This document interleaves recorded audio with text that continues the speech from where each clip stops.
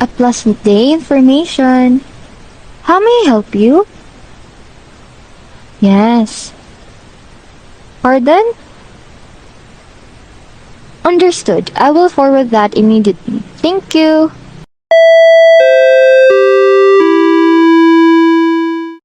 Paging everyone, please turn your eyes and ears to this video.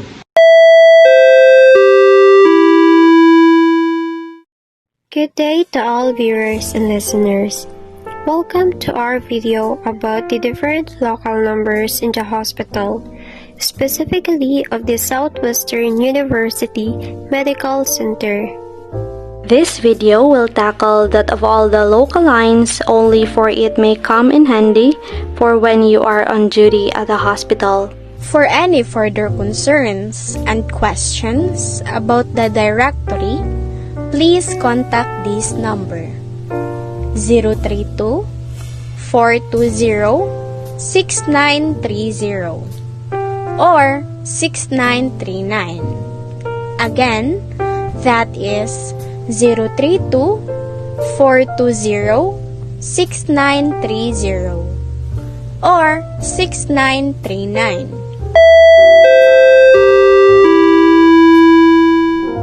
Paging all viewers and listeners, we will now proceed with a list of local lines.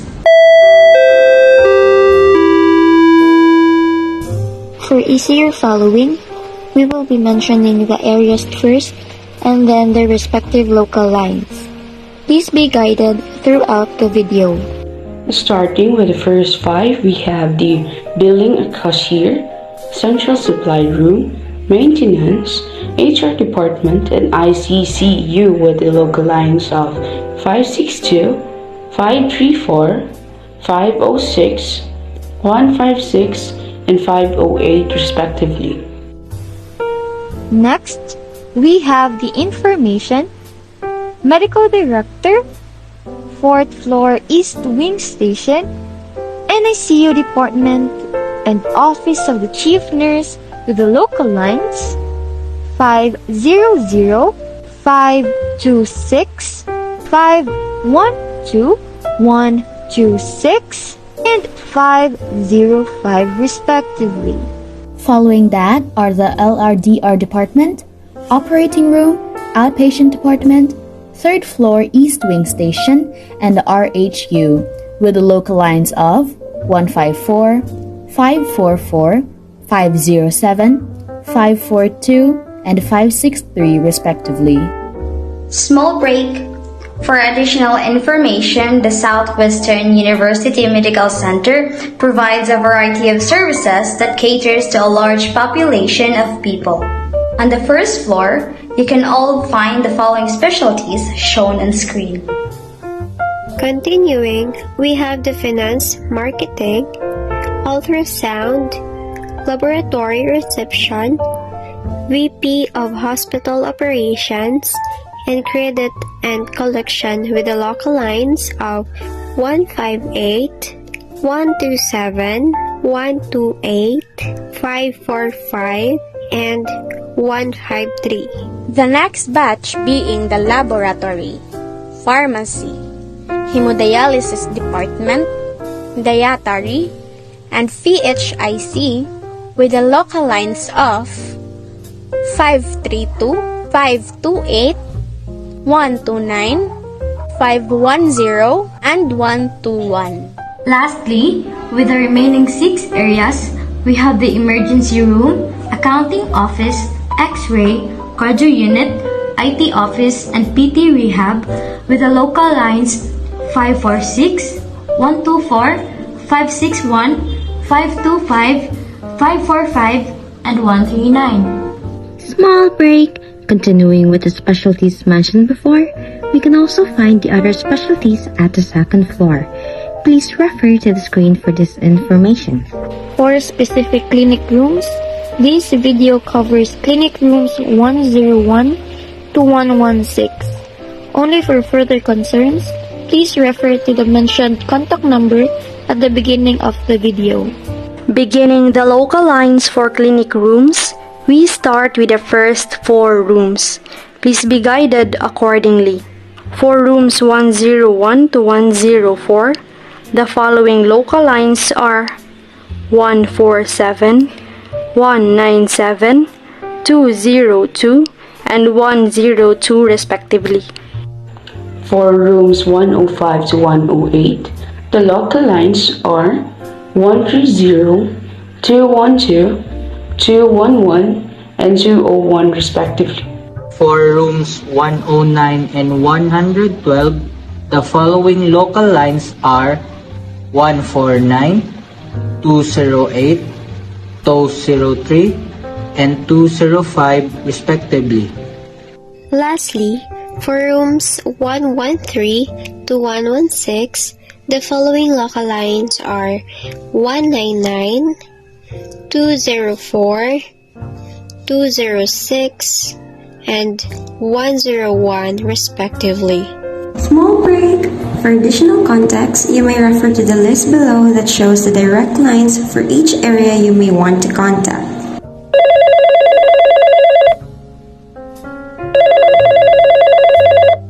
A pleasant day information. How may I help you? I see. Alright, I understand. Thank you.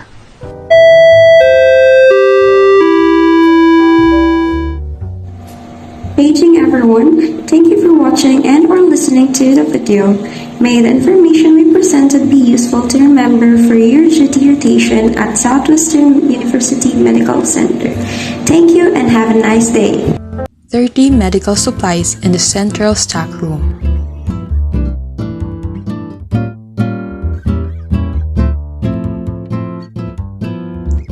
It is crucial to recognize the significance of medical supplies in a hospital context because they help healthcare professionals deliver patient-centered care more effectively.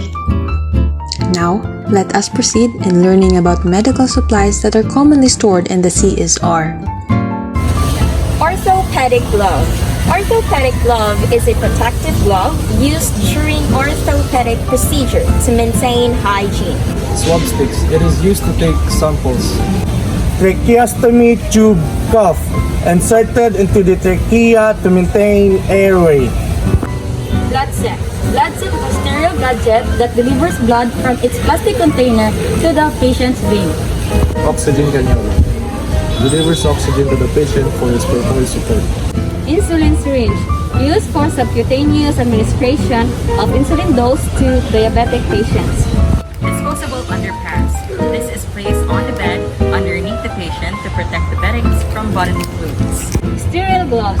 Sterile gloves is worn by medical professionals to maintain a sterile environment during surgical procedures. Bifuse. It is a medical device used to transport blood and deliver intravenous fluid. Jackson Resurgent. It is used to control bleeding and breathing system during delivery. Duodenal tube. It delivers nutrients directly to the duodenum, the first part of the small intestine, which is responsible for absorption of nutrients. Stomach tube. Inserted to the stomach, administer fluid or facilitate feeding. Microscope slides. It is a thin glass sheet object to hold object for examination under microscope. Royal Meat Split. Royal Meat Split is a device used to immobilize and support injured limbs. Queenside, a secured dual-port IV dressing used to deliver IV fluid. Body sheet serves as liquid barrier from wound dressing. Suction catheter employed to remove secretions and fluids from airway. Solution administration set. It is used to deliver fluids from container directly to the vascular system of the patient intravenously. Polyballoon catheter inserted in the bladder to drain and inhaled to place by balloon inflated inside the bladder. Clean gloves. This is used in medical procedures like assessments and examinations to prevent cross-contamination. Nebulizer machine. A machine that turns liquid medicine into a mist or that can be inhaled. Arm sling. A device used to support and keep still an injured part of the body. Surgical sutures. Used to stitch incisions or wound to promote healing and prevent infection. Lubricating jelly. Lubricating jelly is suitable in electrotherapy, cystoscopic work, digital examination for vaginal lubrication to reduce vaginal dryness. N95 mask. It's a mask used to protect the healthcare providers from virus. The red inhalation catheter is used to drain or introduce fluids through urinary tract. Suction set. A suction set is used in surgical suctioning, which requires smooth tip to allow effective suctioning without aspiration damage in the surrounding tissues. Next is disposable syringes. Disposable syringes is used in administering medication through intravenous, intramuscular, and subcutaneous routes. Thermometer, used to measure the patient's body temperature. Operating sponges, usually used in the operating room as an absorbent to liquid substances, including patient's bodily fluids. An additional information is that due to the significance of medical supplies in the healthcare setting, one must always remember to handle it with care and prevent self from getting harmed. Needle stick injury is defined as the penetration of skin resulting from a needle that has been in contact with blood, tissue, or other body fluids prior to the exposure. It is still a global concern among healthcare workers that poses a significant risk of occupational transmission of 20 blood-borne pathogens such as HIV and hepatitis B virus. Indeed, learning about the functions of commonly used medical supplies in the hospital setting have made us realize that in healthcare, everything has a purpose which aims at promoting an effective recovery process to our patients. We hope that you have learned about the importance of medical supplies today, and thank you for watching this video. These are the types of diet in the Dietary Department by Group 1 of Section B1. So in this video, we will be talking about the specificities and differences between the various diet plans that are followed within the Dietary Department in accordance to the patient's conditions.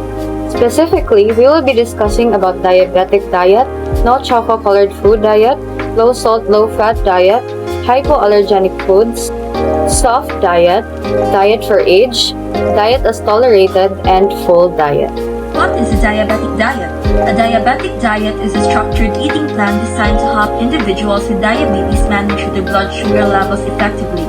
Its significance lies in controlling blood sugar to prevent complications, maintain overall health, and improve quality of life for those with diabetes. Key principles of a diabetic diet includes carbohydrate management, or the monitoring and management of carbohydrate intake, as carbohydrates have the most significant impact on blood sugar levels. This also includes portion control. Practicing portion control helps avoid overeating, which can lead to spikes in blood sugar. And lastly, balanced nutrition, which includes a balanced mix of macronutrients such as carbohydrates, protein, and healthy fats in each meal. It aims for a variety of foods to ensure intake of essential vitamins and minerals.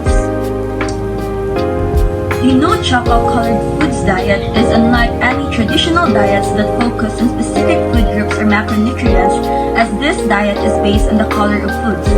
The diet's premise is to reduce the consumption of foods that are often associated with high sugar, unhealthy fats, and empty calories, which can contribute to weight gain and health issues. Examples of foods to avoid in this diet includes chocolate bars and candies, brownies and chocolate cakes, sugary breakfast cereals with brown hues, many processed cookies and pastries, deep-fried foods that turn brown when cooked, and high-sugar coffee drinks with brown syrups. Next, we have low-salt, low-fat diet. A low-salt, low-fat diet is an eating plan to reduce the amount of sodium and fats in the diet. It can help reduce the risk of heart disease by lowering blood pressure and cholesterol levels. A low-sodium diet specifically can be beneficial for people with kidney problems, as excessive sodium can strain the kidneys. Reducing salt intake can help maintain better kidney function, so a low-sodium diet is necessary. When you are under low-salt, low-fat diet, the foods you need to avoid are red meat, full-fat dairy products, and fried food. Hypoallergenic foods are recommended for individuals with food allergies or sensitivities due to their lower likelihood of causing allergic reactions. These foods typically avoid common allergenic proteins found in wheat, dairy, soy, eggs, and nuts. While they can help manage food allergies, they don't guarantee immunity, so caution and food labeling remain essential for those with severe allergies. So what is a soft diet? A soft diet is a dietary plan consists of foods that are easy to chew and swallow. These are often recommended for individuals with dental issues, swallowing difficulties, or after a certain medical procedures. Foods commonly served on the soft diets are the following. It could be pureed fruits and vegetables, mashed potatoes, yogurt, rice cereals, oatmeal, applesauce, or tender meats or fish that are ground or finely chopped. Next, we have Diet for Age or simply DFA. DFA refers to a varied diet that includes plenty of nutrient-dense foods that are recommended for everyone regardless of age. This is a concise way to describe dietary recommendations and guidelines customized to suit the nutritional needs and health considerations of individuals at different stages of life. So under DFA, the food or examples of food that you need to eat are fish, whole grain breads and cereals, and fruits and vegetables. Diet Accelerated customizes a person's eating plan to their current comfort and digestion capacity. It is used when patients face challenges with standard diets due to surgery, illness, or conditions like cancer. If discomfort or adverse reactions occur, foods are adjusted. Despite food flexibility, healthcare providers prioritize patients' nutrition. A full diet is a balanced and diverse eating plan that includes foods from all food groups, and as well as a variety of liquids to ensure individuals receive a wide range of essential nutrients. This diet is specific for individuals who have no specific dietary restrictions or medical conditions that require specialized diets. The food list included in a full diet are a variety of fresh, frozen, or canned fruits, a diverse selection of colorful vegetables, both cooked and raw. Whole grains like brown rice, quinoa, a whole wheat bread, and pasta are also available.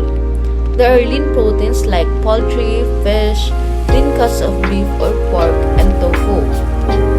There are also milk, yogurt, and cheese, nuts, seeds, and avocados. So these are the food lists that are available for people under a full diet. And that is it for the various diets in the Dietary Department. Thank you for watching.